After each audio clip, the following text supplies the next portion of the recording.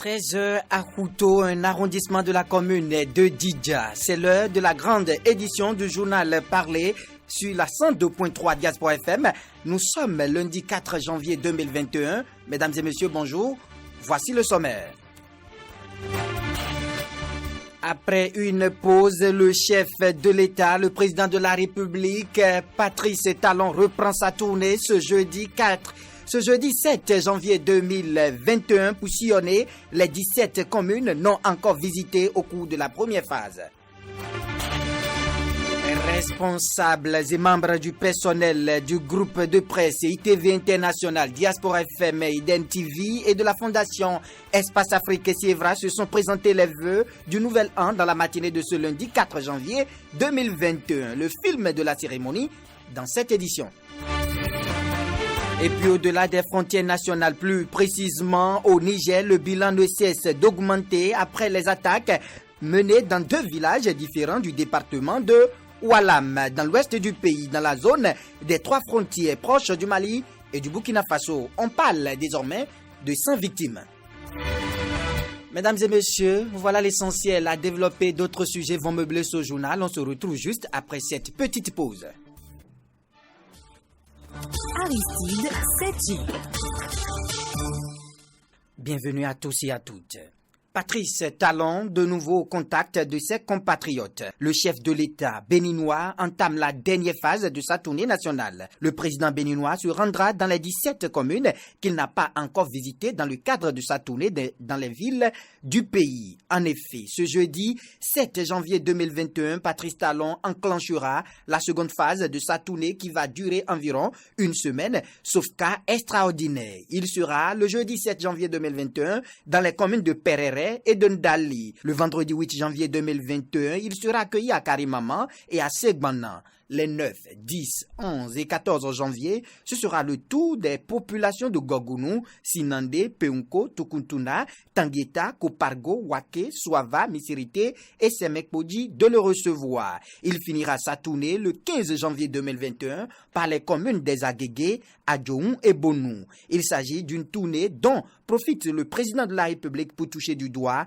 les réalisations faites durant son quinquennat. Mieux, il s'offre cette occasion pour s'entretenir avec les populations et recenser leurs doléances. Ceci à quelques mois de l'élection présidentielle pour laquelle il n'a pas encore dit de façon officielle qu'il sera en lice ou pas. Mais pour ses opposants, il s'agit d'une pré-campagne déguisée. Rappelons que lors de la première étape, Patrice Talon avait démarré sa tournée le 12 novembre 2020 par la commune de Savè. Conformément aux dispositions de l'article 130 de la Constitution du Bénin qui stipule que le Conseil supérieur de la magistrature étudie les dossiers de grâce et les transmet avec son avis motivé au président de la République, le chef de l'État, Patrice Talon, a accordé en ce début de nouvel an 2021 la grâce présidentielle à 123 prisonniers. Incarcérés dans plusieurs maisons d'arrêt, ces derniers connaissent déjà la fin de leur séjour carcéral. Parmi ceux-ci, figurent 5 détenus condamnés par la criette. Faut-il le rappeler, à l'occasion de la célébration des 60 ans d'indépendance du Bénin, le 31 juillet 2020, le président de la République, Patrice Talon, avait accordé la grâce présidentielle à 160 détenus. Bonne nouvelle pour ces détenus. On revient dans la maison. Le personnel du groupe de presse ITV International, Diaspora FM et Eden Télévision et ceux de la Fondation Espace Afrique Sievra ont sacrifié à la tradition ce lundi matin en présentant au siège de la Fondation les vœux de nouvel an 2021 aux promoteurs et dirigeants des 2 entités. Une cérémonie qui s'est déroulée en présence du coordonnateur général, Carole Olaye. Le personnel du groupe de presse international ITV, Eden TV et Diaspora FM et celui de la Fondation Espace Afrique Sievra ont sacrifié ce lundi 4 janvier 2021 à la tradition de présentation de vœux en ce premier jour de travail de l'an nouveau. Santé, paix et prospérité à l'endroit des promoteurs des 2 entreprises, de leurs responsables à divers niveaux et de tout le personnel ont été les principaux souhaits adressés par les 2 représentants des travailleurs des dites structures. Je formule mes vœux les meilleurs à tout le personnel du Sievra, de Diaspora FM et de Eden TV. Je formule les vœux de paix, de santé en abondance, de prospérité, de bonheur à tout le personnel du CIEVRA, de Eden TV et de Diaspora FM. Pour cette année 2021 qui commence, permettez-nous de formuler à l'endroit du promoteur et de l'inspectrice générale nos vœux de bonne santé, de paix et de succès dans leurs entreprises. À vous, chers coordonnateurs et responsables du groupe de presse Eden TV et Diaspora FM, que Dieu vous donne la force et vous éclaire davantage pour l'atteinte des objectifs fixés pour le groupe de presse ITV International en 2021. Pour le coordonnateur général, cette sobre cérémonie de présentation de vœux a été l'occasion d'exhorter tout le personnel à la persévérance dans le travail bien fait afin que les nombreux défis qui s'imposent désormais soient relevés. Les grands défis qui seront les nôtres au cours de cette année 2021 sont clairs. Nous avons entamé une démarche, ce que nous appelons communément la démarche qualité, qui s'est arrêtée en bout de chemin au mois de juillet dernier, où nous devons déjà procéder à la certification, aux audits, aux premiers audits internes et passer à la certification ISO 9001-2015. Mais ça s'est arrêté à cause des changements qu'il y a eu. Et donc, je vous annonce que cette année, ce sera le premier défi, à savoir faire aboutir cette certification. Je mets en retour mes vœux de santé également, de santé et encore de santé. De santé pour vous et pour vos familles respectives. Moment propice pour les travailleurs de s'engager à faire prospérer les deux entreprises au plan national et international. Monsieur le coordonnateur général, le personnel du groupe de presse Par ma voix promet de donner le meilleur de lui-même en cette année 2021. Nous vous soutenons également dans vos réformes, que ces réformes se poursuivent en 2021. Nous vous promettons de faire de telle sorte que les objectifs de la maison soient atteints. Prière et action de grâce à Dieu le Père Tout-Puissant pour sa bénédiction et sa protection ont mis un terme à cette cérémonie de présentation de vœux. Heureuse année à tout le personnel de Diaspora FM, Eden Télévision et Fondation Espace Afrique CIEVRA CISA Glodjigbi. Restons toujours dans ce chapitre des vœux. Nouvel an rime avec présentation de vœux et les humains ne dérogent pas à cette tradition. Quel est le sens de la présentation des vœux? Quelle en est la portée spirituelle? Nous vous proposons de suivre ce qu'en disent les professeurs de socio-anthropologie Albert Tingbe Azalou et Raymond Assoba. Ce sont des projections, d'abord pour qu'ils se situent dans un environnement de paix et de désir que l'on souhaite justement pour les autres. Donc les prières de reconnaissance, de gratitude et autres là vont dans ce sens-là. Du fond du cœur, on fait le vœu que telle personne, tel parent puisse accéder à ce nouvel an. Et l'autre reçoit, le destinataire reçoit et formule également des vœux réciproques. Et tout se passe par les canaux que vous connaissez. Et par rapport à le référent essentiel, c'est le nouvel an et le message, c'est les prières et autres là. Les vœux sont prononcés par les taïnos. C'est pas par n'importe qui. Et les vœux sont prononcés dans les yohos, devant les assins. Et les vœux sont simples. Les vœux de santé, ça veut dire que les jeunes doivent croître. Et ceux qui sont en âge de se marier doivent se marier. Et ceux qui doivent faire des enfants doivent faire des enfants. Et puis maintenant, il y a ces vœux-là, c'est les mots, c'est pourquoi on dit bénédiction, bien dire. C'est-à-dire les femmes prononcent les paroles qui vont renforcer les consciences vers les activités qui permettent de reproduire la vie. Donc en fait, la production, vous voyez un peu. Donc c'est pas comme nous on fait là, non, c'est pas tout le monde qui prononce les vœux parce qu'en fait aujourd'hui, celui qui prononce des vœux, tu ne sais pas ce qu'il pense. Vous voyez un peu. Tu ne sais pas ce qu'ils pensent. Il y a des gens qui pensent autre chose que ce qu'ils disent.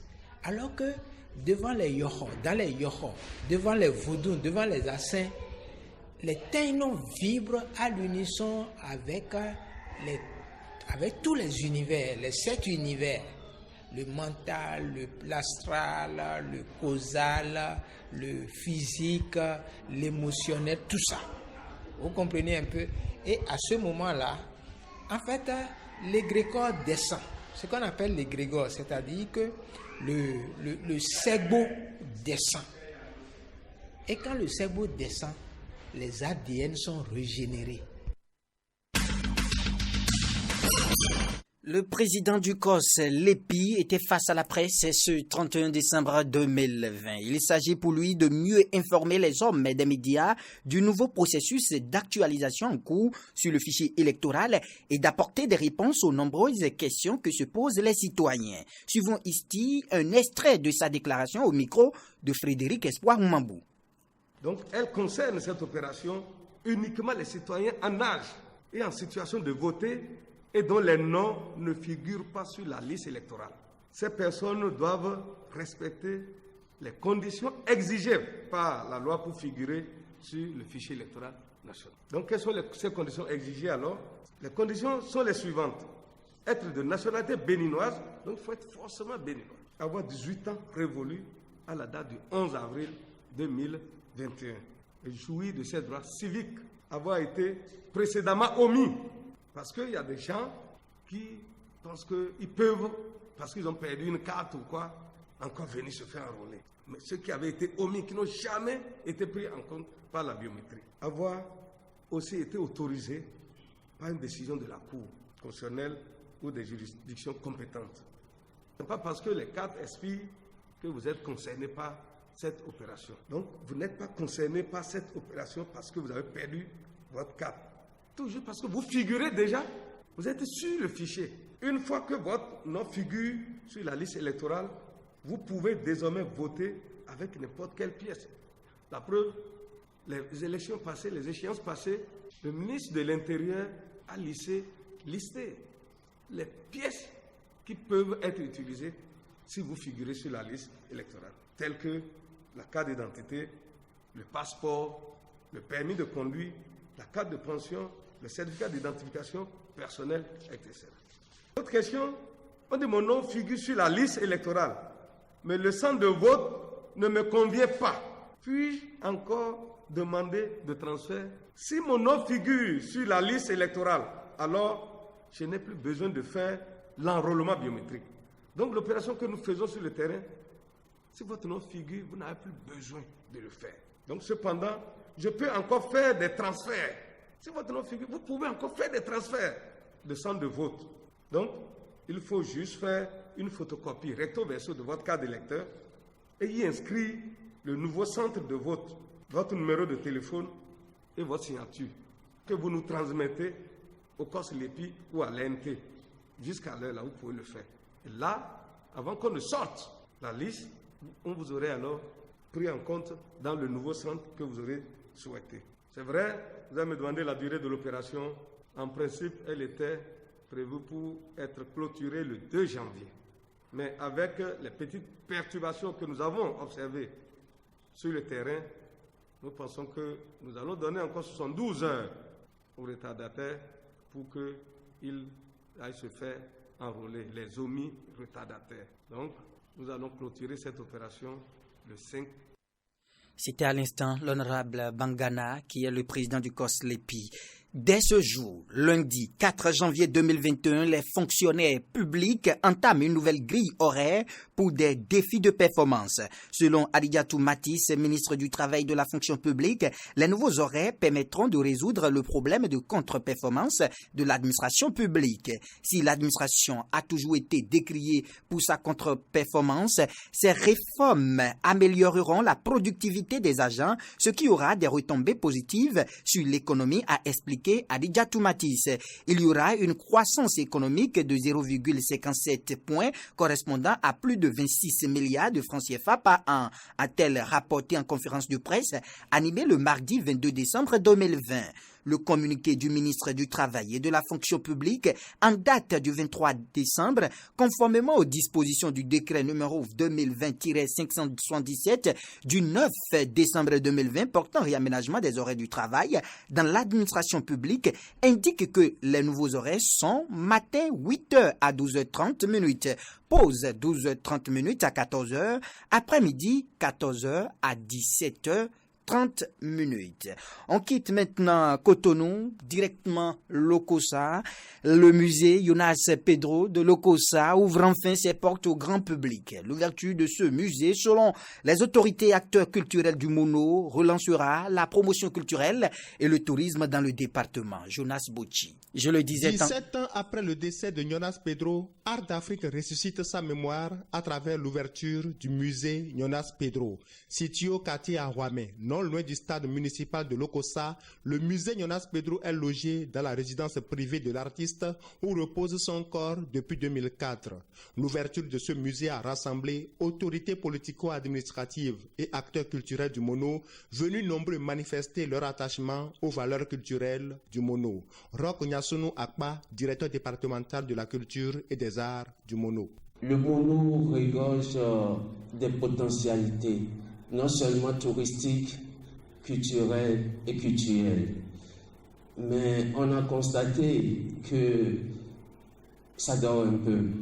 Ce réveil culturel du Mono qui s'opère enfin à partir du musée Jonas Pedro est aussi dû à la reconnaissance du talent de cet artiste par les autorités présentes à la cérémonie. Séverin Kenom, ministre béninois de la Justice.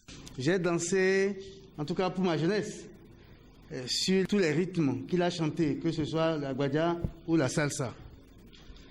Il y a donc là toutes les raisons pour moi de m'associer à ce qui est entrepris en guise d'hommage à l'immense artiste. Selon le préfet du Mono, l'ouverture du musée Jonas Pedro est une grande chance pour la promotion culturelle du Mono et même du Bénin. Zinsou Komla Cedrou. Je me réjouis de la concrétisation de l'initiative. Avec ce seul centre, nous pouvons faire connaître Lokossa et faire révéler Lokossa et même la destination Bénin. Les visiteurs du musée Jonas Pedro pourront revisiter le riche répertoire musical de l'artiste, de même que les témoignages de sa brillante carrière internationale. Merci beaucoup Jonas Bochi. Un jeune s'éclate la main avec un pétard ce 1er janvier 2021 lors d'un festin entre amis. La victime, la trentaine, était dans un état d'ébriété avant d'arracher l'explosif des mains de son ami. Hésitant, conduit d'urgence à l'hôpital, la victime risque de voir sa main amputée. En effet, chaque année, les services d'hospitalisation d'urgence traitent des personnes brûlées ou avec des doigts arrachés par les pétards. Autres explosifs utilisés pour célébrer la fête du Nouvel An. Même s'ils sont conçus pour faire la fête, les pétards et autres fumigènes sont des engins explosifs. Ils peuvent entraîner l'équivalent de blessures de guerre avec de graves séquelles s'ils sont manipulés sans les précautions nécessaires, comme le cas de ce jeune homme qui se trouve avec une main amputée dans la commune d'Abomey-Calavi. Les nouvelles africaines et internationales.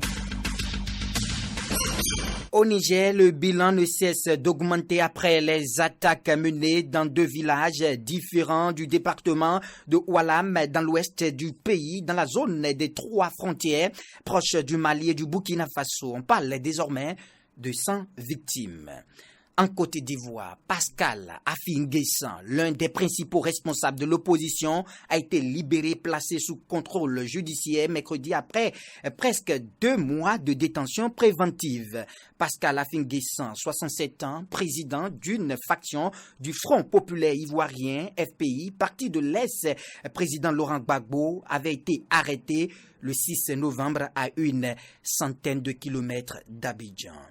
La France va très probablement réduire les effectifs de sa force anti-djihadiste Barkhane au Sahel après des succès militaires importants en 2020, a déclaré la ministre française des Armées Florence Parly, tout en dénonçant les méthodes pernicieuses des djihadistes après la mort de 5 soldats français au Mali. Pour finir, des groupes armés ont attaqué dimanche la ville de Bangassou dans le sud-est de la Centrafrique, 2 semaines après une offensive lancée par des rebelles et à la veille des premiers résultats de l'élection présidentielle.